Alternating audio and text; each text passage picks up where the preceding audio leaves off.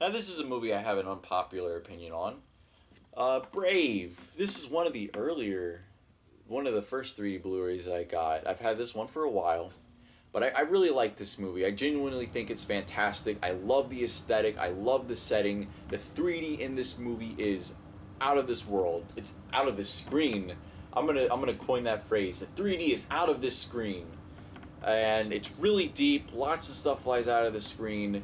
This movie is fantastic. There are some legitimately scary moments in this movie. I remember I saw this in theaters in 3D, and there are a few moments. There was a kid in the theater that started crying. That's how scary this was sometimes. And even I was a little freaked out. This is phenomenal. This is an amazing 3D get. If you don't have this movie and you have a 3D TV, absolutely need to get this movie. And I should say that I haven't seen some of these movies in a while, so my memory of them might be hazy, but I do make a point of rewatching them occasionally. Now this is one newer, more recent one that I got, and I've been looking for this for years, and I couldn't find it. I finally found it at a Second and Charles.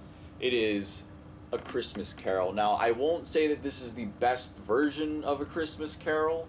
I still stand by the Muppets version is the best version of A Christmas Carol. That's hands down the best version. Muppet stuff is really good. But this is a fantastic 3D version. This movie in 3D, and I hate that I missed the IMAX 3D of this. It would have been insane. I've heard stories from people that saw it in IMAX 3D, and they said it was wild. There are scenes that you literally feel like you're flying. But this movie is scary, man. It is haunting, and that's not a pun on ghosts.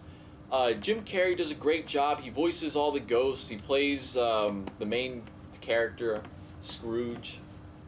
But outside of getting this as like a really cool 3D get, this is not really a Christmas Carol movie that's fun for the whole family. There is some legitimately disturbing and uncomfortable imagery in this movie. One of the scenes I can think of now is when after Scrooge has been visited by his dead partner, he looks out the window and there's like a bunch of ghosts with chains, and they're like moaning and crying and screaming in terror, and man, it is unfun.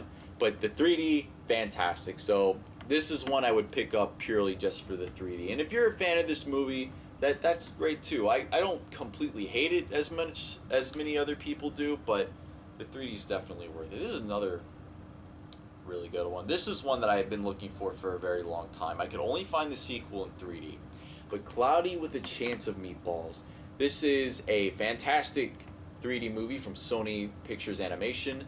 It's a fantastic movie in and of itself. I believe this was the directorial debut of Phil Lord and Chris Miller, and you can tell that they really loved this story. This is based off of a children's book of the same name, and you can tell that this was their dream movie. This is the one they always wanted to make, and you can tell everyone's having so much fun. It's a very creative and inventive movie, and they take the source material and they do something fantastic with it, and on top of that, they have a phenomenal 3D experience to go with it.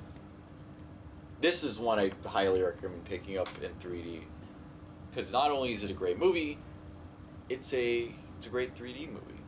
Now this is an older film, and I got it really cheap, and I got it purely for the historical value of it, and that is Comin At Ya. I'm not a huge fan, or I haven't really seen a lot of westerns. This one's a pretty decent movie in and of itself. If you can watch it in 2D, then I'd recommend that. But the title has nothing to do with the movie itself. It is strictly there to push the 3D aspect. This came out in 1981, I believe, and the 3D in this movie is hard to watch sometimes. They did this weird thing, before I get to the 3D, they did this weird thing where when they restored it, they made some of it color and some of it, in black and white. It's such a bizarre mix. Sometimes characters will be in color and the scene itself will be in black and white. It's all over the place. But as if that didn't make it hard enough to watch sometimes, the 3D in this movie, they really push things out of the camera like really hardcore, And you know that if I'm saying that this movie's hard to watch in 3D, and I watch a lot of stuff and I've seen a lot of my stuff in 3D, and when I was like testing out 3D for the first time, I made a lot of hard to watch stuff, but this one, man, it is difficult. I've only watched this once, but it's really distracting. The 3D in this is very distracting. But if you're a fan of stuff coming out of the screen, this is going to be the one for you. Not one I would recommend to run out and get, though. Now, this movie was the first one from Leica, and that is Coraline. This movie in 3D is phenomenal. This is one that I highly... This is like top 10 3D movies to own. If you have a 3D TV and you don't have Coraline, you absolutely need to get this movie. This movie, along with one other one from Leica that I'll talk about, was actually shot in 3D. They did a lot of tests and they figured out how to use one camera to do 3D pictures. They would like take one picture and then they would slightly move the camera over and take another one. And it shows they really used the 3D to tell a story. There's a lot of deepness, a lot of volume, and a lot of stuff coming out of the screen. This is the best of all worlds, and it's a fantastic movie to boot. I mean, even without the 3D, this movie is well worth the watch. But this is an absolute must-have. I remember when I saw it at Best Buy, I was like, I gotta get this immediately, and bam. I really wish I could have seen this one in theaters, but I missed out. Now, this is one I haven't watched in a while, but I remember not being super impressed. I think it was a Sci-Fi Channel original that got a 3D Blu-ray, but it is called The Darkest Hour, and I can't even remember what it's about. The cover kind of makes it look like they're being chased by somebody wielding a proton pack, but I think it's like the light or like some dark monster thing. I haven't seen this in a long time. I just remember not being super impressed with the 3D. I do believe this was filmed in 3D, and the thing about 3D is that people are like, oh, I hate post-conversion or whatever.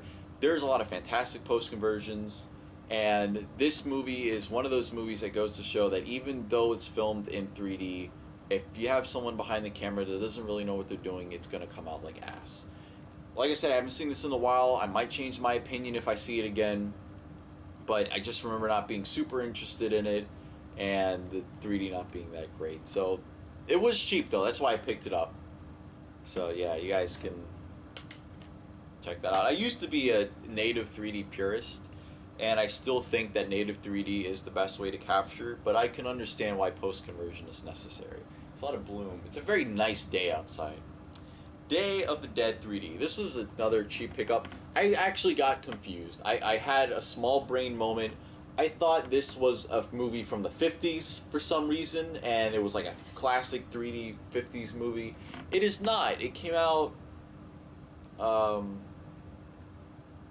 don't remember when it came out, but they said this is supposed to be a 3D movie, and I don't see it. I should probably watch the whole thing. I only watched a little bit of this, and I'm like, this movie doesn't look like it's in 3D. It looks like a really, really shit post-conversion job.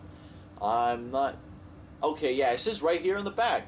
This movie was originally filmed in 2D and has been post-converted to 3D. That's one of the first times I've ever seen that.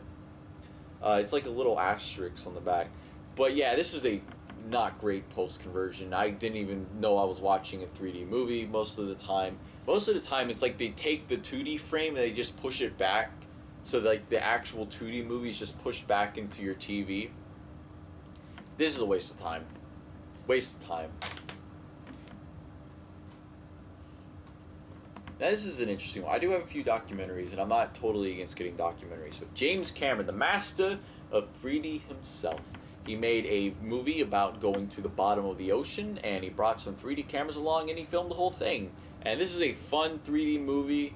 If you just like seeing native 3D and lots of deep 3D and going under the water, this is a good one. This is a fun movie to pop in and show your friends, like, hey, this is how cool 3D can be. Not like at the top of the list of things I'd recommend, but you won't be sad that you picked this up.